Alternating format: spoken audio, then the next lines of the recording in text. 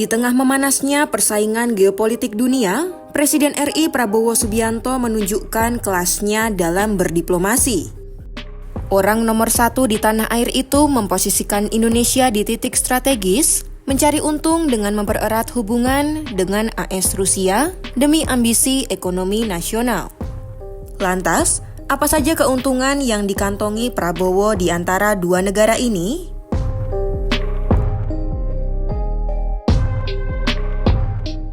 Dari Washington, hasil negosiasi tarif dagang yang dipimpin Menko Perekonomian Airlangga Hartarto membawa kabar signifikan.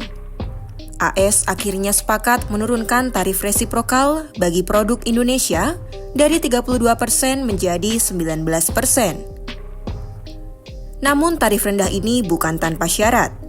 Pemerintahan Trump meminta akses khusus terhadap mineral kritis Indonesia, bahan baku utama untuk revolusi energi hijau dunia.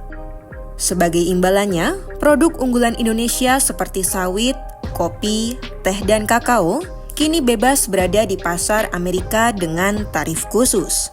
Nah, salah satu tentu AS memberikan pengecualian kepada tarif produk unggulan kita seperti minyak sawit, kopi, teh, dan tentunya Amerika sangat berharap untuk mendapatkan akses terhadap critical mineral.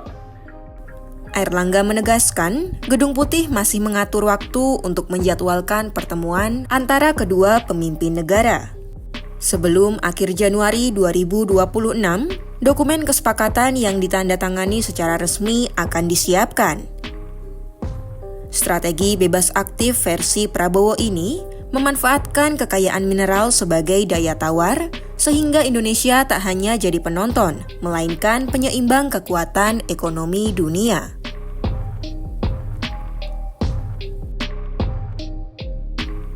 Keterikatan Jakarta dengan Gedung Putih tak membuat Prabowo berpaling dari Kremlin. Di Saint Petersburg, Rusia, Indonesia terus bergerak di jalur timur, mematangkan rencana kerja dengan Eurasian Economic Union. Melalui forum ini, Indonesia mengejar kesepakatan perdagangan bebas yang akan membuka akses pasar luas di kawasan Eurasia yang dipimpin oleh Moskwa.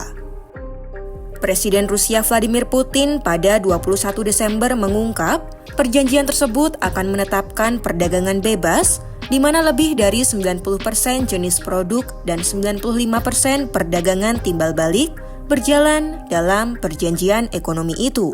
Заключены новые торговые соглашения с Объединенными Арабскими Эмиратами, с Монголией.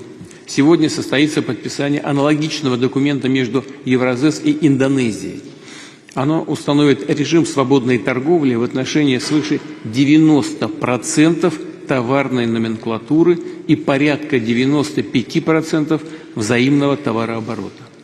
Тем самым откроется хорошая перспектива для углубления многопланового взаимодействия стран «пятерки» с одной из крупнейших и наиболее динамично развивающихся экономик Азии, да и всего мира. Sementara itu, Menteri Perdagangan Indonesia Budi Santoso menyebut perjanjian bebas antara Indonesia dengan Aliansi Eurasia akan membantu mengatasi tantangan di masa depan. Harapannya Indonesia bisa terus memperkuat aliansi ekonomi dengan blok Rusia melalui berbagai energi dan ketahanan pangan hingga manufaktur dan layanan digital. Kedepan Indonesia EU FTA dirancang untuk menjawab tantangan ekonomi saat ini maupun di masa mendatang. Ekonomi kita saling melengkapi, mulai dari energi dan ketahanan pangan hingga manufaktur dan layanan digital.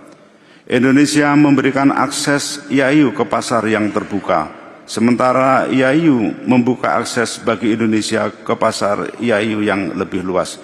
Bersama-sama kita dapat memperkuat rantai pasok global, mendorong transisi energi dan mengembangkan ekonomi digital.